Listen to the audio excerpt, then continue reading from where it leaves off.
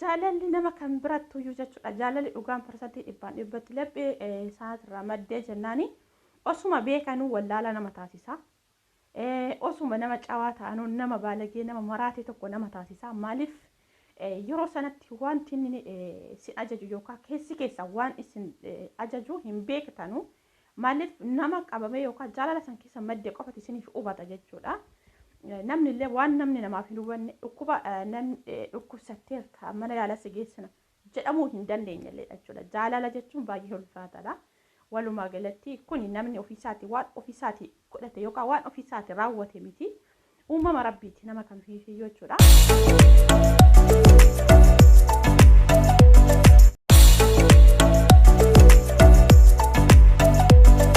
Aishamaa harka fuudhee akkam jirtan hordoftoota chaanala kootii kan taatan marti keessanuu nagaan rabbii lafaaf iddoo jirtanitti isiniif haa baay'atu akkam turtan akkam isaa kana geessan. An obboleettiin keessan nagaa guuturraa faa qaba. Nageenya na bukkee ture isin birallee jiraatu isiniin jecha namoonni chaanala kana faala taatan subscribe like gochuudhaan maatii keenyatti dabalama. Kan maatii koo turtan immoo hanga yoonaa yaadawwan garaagaraatiin na deeggaraa turtan galatoomaa galata guddaa na biraa qabdu isiniin jechuu jaaladha. Deebi'ee dhufee jira. Akkuma jalqaba irratti argitan kana jechuudha viidiyoo kana namni akka kootiitti jechuudha jalqaba isaa qofa laalee rifatee hin dhabamu jedhee yaala. Maaliif baay'een namaa jechuudha. Amma dhuma isaa laalanitti illee baay'ee waan nama sardu yookaan baay'ee tokko hin beeku baay'ee tokko nama rifaasisa jechuudha. Maaliif kanuma dura iyyuu ta'ee jechi inni itti fayyadame sun yookaas immoo iyyuu amma fakkeenyaaf kan ishee bira jiru yookaan jaalalli isheen parsantii dhibba ishee bira jiru na bira sun na bira immoo hin jiru yogguun jedhu jechuudha. Dhugaanis hin jedhaan qalaala kana hin rifanne maaliif jennaan nama laphee qulqulluu nama jaalate tokkotti yookaas immoo jaalala dhugaarra laphee isaatirraa madde ta'ee taanan jechuudha. Namni sun battala sanatti baay'ee tokko miidhama. Haa ta'u malee piraankii ta'uun isaayyuu baay'ee gaariidha. Maaliif dhugaanis hin jedhan sun baay'ee miidhamti. Sa'aatii sanatti iyyuu jechuudha foon kiiloo meeqaa kaqannas ishee qofa beeka jechuudha. Haa ta'u malee amma kanattis akkanatti waan nama rifaasisu odoo piraankii wal gochuu baatanii dhugaa maaliif namni tokko tokko irraa nafu battala sanatti miidhaa addaa keessa galuu danda'a jechuudha. Nu iyyuu warri alaala jirru hamma kana laallee baay'ee tokko rifanne jechuudha. Maaliif namoonni baay'een isaanii viidiyoo sana dhuma isaa osoo ilaaliin jalqaba isaa qofa irraa kutanii kan yeroo sanatti viidiyoon sun gadhiifamee daqiiqaa 15 daqiiqaa 20 yoo son guutii warra irratti hojjetan jiru jechuudha. Duraan iyyuu beekne dhiirri namu akkanuma dhiirri hundumtuu gosa tokko bakka waan baay'ee namoota jedhe jira. Haa ta'u malee gaarummaadhaan osoo hojjettanis immoo baay'ee bareedaadha jedhee yaada. Maaliif wanta sana hamma dhuma isaa ilaalaa yookaas immoo iyyuu hubadhaa wanti sun dhugaa moo soba waan jedhu tokko hubachuun barbaachisaadha irraa dubbachuun dura jechuudha. Dhugaa baay'ee tokko jechuudha. Anumti gama kootiin baay'ee rifadhe garuu dhuma isaa dafeen irra dabarsee jechuudha. Maaliif qixxee isaa laaloo osoo hin taane dhuma isaa tan laaluuf ariifadhe waan ta'eef dhuma isaa irra kaayee gaafa laalu wantichi piraankiidha. Garuu piraankiin akka kanaatis ni ulfaata. Haa ta'u malee yeroo sanatti baay'ee nama rifaasisu dhumni isaa nama gammachiisa. Kanaaf maal isiniin jechuu barbaadetan ani dhugaa asirratti jechuudha. Namni tokko laphee qulqulluu gaafa nama jaalatu jechuudha. Yoomiyyuu taanan yoomiyyuu namni suni lafuma nagaa kana of dammaqa yookaan of dammaqaa jiraata. Maaliif jenna namni sun dhuguma kan koo ta'a laata yookaas immoo iyyuu na dhiisee sokkaa laata waan jedhu tokko yeroo baay'ee sammuu isaa keessa deddeebi'a jechuudha. Maaliif parsantii dhibbaan dhibbatti eenyumtuyyuu guutuun miidiyaa ni beeka jechuudha. Ruuttaa biraa immoo Abirish biraa dhufe jaalalli waan jedhu jechuudha. Jalqaba jaalalli waan ishee biraa maddeef yookaas immoo isheetu dursee isarraa qabame waan ta'eef dhugaanis hin jala yoomiyyuu kan koo ta'a waan jedhu laphee ishee keessa deddeebi'a jechuudha. Maaliif jaalala dhugaa yookaas immoo parsantii dhibbaan dhibbatti onnee guutuudha sababa isa jaalatteef osoo bakka kanatti piraankii akkasii irratti dalaguu baatee dasna jedha akka kootiitti jechuudha. Miidhayoon suni amma akkanatti rifattu kana dhugaanis hin jira baay'ee tokko miidhaa keessa galti jechuudha. Piraankii gosawwan garaagaraatiin osoo irratti dalagee ariifidha karaa akkasiitiin osoo itti dhufuu baate maaliif jennaan miidhayoon kun dhugaanis hin jira guyyaa tokko keessaa guyyaa tokkottu maaliif namni amma fakkeenyaaf osoo laphee qulqulluu isa hin jaalattu ta'e osoo jaalalli sun walakkaa ta'ee raate ta'e jechuudha. Sa'aatii sanatti wanti sun qalbii ta'uufaa yookaas immoo iyyuu akka piraankii ta'e illee lapheen ishee ni yaadata yookaas immoo iyyuu amma ta'e tokko amma kana miti. Garuu osuma piraankiin akka walirratti hojjetaa jiran osuma beektu iyyuu battala sanatti maaliif kan ishee laphee parsantii dhibbaan dhibbatti jaalala isaati waan mo'atamee jiruufu jechuudha.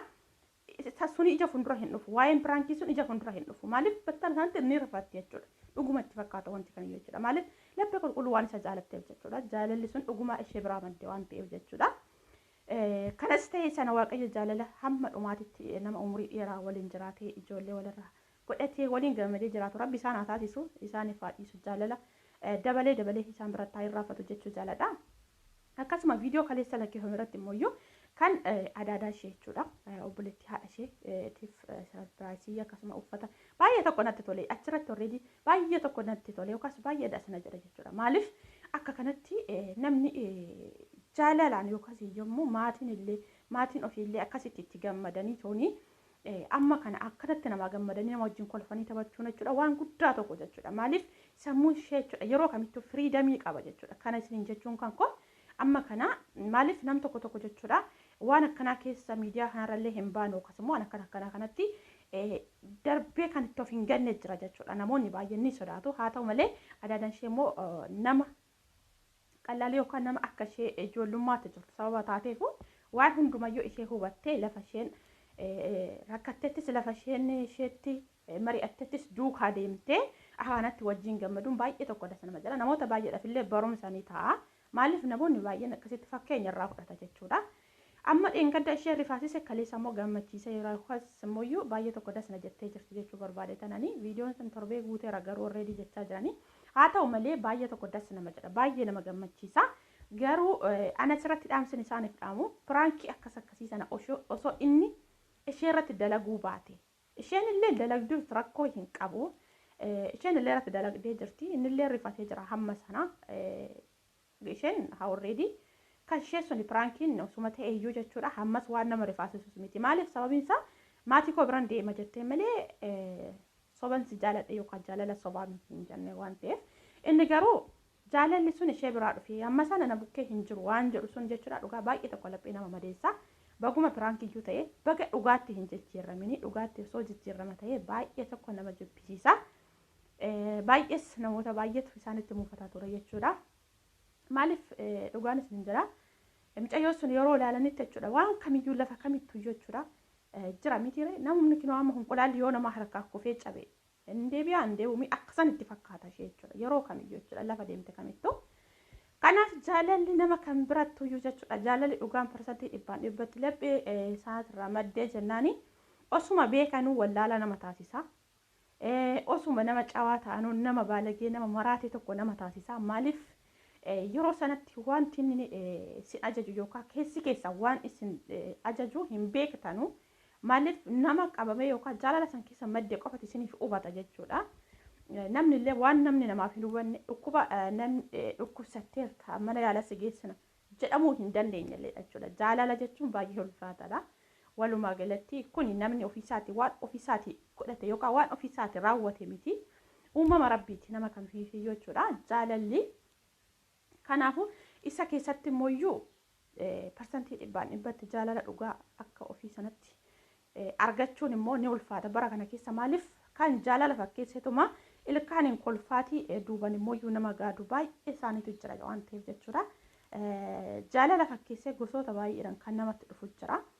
Sansana waaqayyo nama oolchu maaliif keessattuu bara kana keessa waanuma argaa jirrudha. Parsantii 100 keessa harki 75 soba ta'ee harki 25 jaalalli dhugaan jira yoo jenne sunuyyuu baay'achaatidha jechuudha bara kana keessa jechuudha. Haa ta'u malee immoo hammas jaalala nama kamiifiyyuu waaqayyo haa baay'isu maaliif jennaan dhugaan isin jira. Namni karaa sana lapheen isaa madaa'ellee deebi'ee tooniyyuu jechuudha namatti madaquun baay'ee ulfaata jechuudha. Sana nama argitu beeka.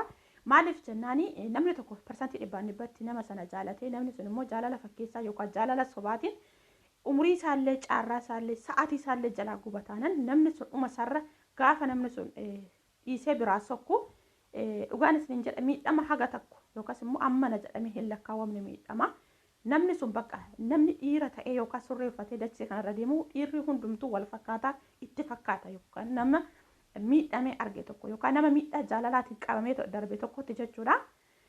Hundumtuu dhiirri wal fakkaataa haalli amallis biftis hundumtuu bakka hojiin isaanillee tokko itti fakkaata jechuudha. Maaliif waan baay'ee ittiin miidhame waan ta'eef jechuudha. Kanaaf ijoolleen dhiiraa osoo akkasitti jaalala fakkeessitanii itti dhiyaattanii boodammuyyuu akka bofaatitti nama sana hedditanii biraa deemuu baattanii baay'ee dansa nama jedha. Si waaqayyollee waan baay'ee jaalatudha. Haa ta'u malee immoo nama miidhe tokko yookaas immoo nama miidhe tokko yoomiyyuu in of kalu jechuudha. Garuu namni miidhame tokko oolee bula malee waaqayyo ofiisaatiif yookaas immoo waaqayyootu jireenya milkaa yookaas hawwii nama sanaa turullee galmaan ga'ee fi yookaas nama akka garaasaa ni laataaf jechuudha. Maaliif namni miidhame oolee bula malee barii ni arga. Namni nama miidhe garuu jalqabni isaa yeroo sanatti faayidaawwan garaagaraatiif jalqabni isaa bareedaa ta'uu danda'a. Garuu immoo namni miidhame sun yeroo sanatti malee dhumni isaa jechuudha baay'ee bareedaadha, baay'ee milkaa'aadha. Namni nama miidhe garuu dhumni isaa baay'ee fokkisaadhaati. Baay'ee dukkana dhumni isaa jechuudha. Maaliif dhumni isaa hin bareedu nama akkasii jechuudha. Kanaaf maaliif nama jaalala fakkeessee namatti dhiyaatee dhuma isaa nama miidhu waaqayyo nurraa haa qabu, nama kamirraayyuu haa qabu. Ilma namaa kan nama kamiyyuu nama karaa rabbii dagate waaqayyo karaa isaatitti haa deebisu, karaa isaatirra isaa haa qabu. Maaliif jennaani namni ni dogoggora. Namni tokko immoo dogoggoree yeroo tokko dogoggoreera. Namni sun yeroo hunda dogoggora jechuu miti. Dogongoree dhuma isaatiif immoo dogoggora isaa bariitooniyyuu karaa rabbiititti deebi'ee nama baddale sanallee dhiifama gaafatee jennaan kuni gaarummaadha, waan badaa miti. Kanaafiyyuu hunda keenyaaf waaqayyo libboonaa nu haa kennu. Walumaa galatti jechuudha. Ijoollee kana lamaan irraa namoonni fakkeenya baay'ee ni hubata jedhee yaada jechuudha. Ani gama kootiin fakkeenya ta'uwwan hedduu irraa hubadhee jira. Kanaafiyyuu hunda keenyaaf jaalala dhugaa, jaalala ammana jedhamee too hin lakkaawwamne nama kamiifiyyuu waaqayyo haa kennu, jaalala eebbifamaa jechuudha. Kanaaf namoonni baay'een immoo dayeeffatanii nama miidhan baay'ee jira. Isaan sanarraa immoo rabbi nu haa qabu, nurraallee haa qabu isin jechuu jaaladha. Egaa obboloota koo ani wanti viidiyoo kanarraa hubadhe kan kana fakkaata. Hundumtuu akka ilaalcha isaatiitti yookaan immoo akka yaada sammuu isaatiitti hubata waan ta'eef namni kallattii biraatiinis hubachuu danda'a. Kallattiiwwan garaagaraatiitti hiikkachuu danda'a. Sun namni akkuma bifaan garaagaraa yaadni isaa ilaalchi isaallee garaagara waan ta'eef kanaafiyyuu akka yaada kootiitti jechuudha. Dogoggoran qabataanan dogongora kiyya sanaaf bakka kanatti dogongortee jirtaa jedhaatii koomentii jalatti yaada keessan naaf ka'a. Dogongora koorraa deebuus barachuus nan barbaada sababa ta'eef jechuudha. Egaa akka viidiyoo biraatiin walitti deebinutti nagaan naaf turaadha. Baay'een isin jaaladha, baay'een isin kabajaa, laayikii godha, yoo isinitti tole sheerii waliif godha. Turtii gaariin isinin jedha. Abrish Firuuta immoo jabaadha. Waaqayyo jaalala kana caalu isiniif haa dabalu. Jaalala keessan rabbiin isin eebbisee haga dhumaatitti isiniif haa bareechu isinin jechuu jaaladha. Maaliif jaalala kan namaa kennu rabbi sababa ta'eef akka kanatti garuu osoo piraankii karaa kanaan wal qabatee ishee miidhuu baattee dasna jedha. Maaliif piraankii karaa garaagaraatiin irratti hojjedhu karaa isa eegada miidiyaa nama biraati irratti akkasitti irratti hojjette suni ni ulfaata isinin jechuu jaaladha. Turtii gaarii nagaan naaf turaadha. Baay'ee.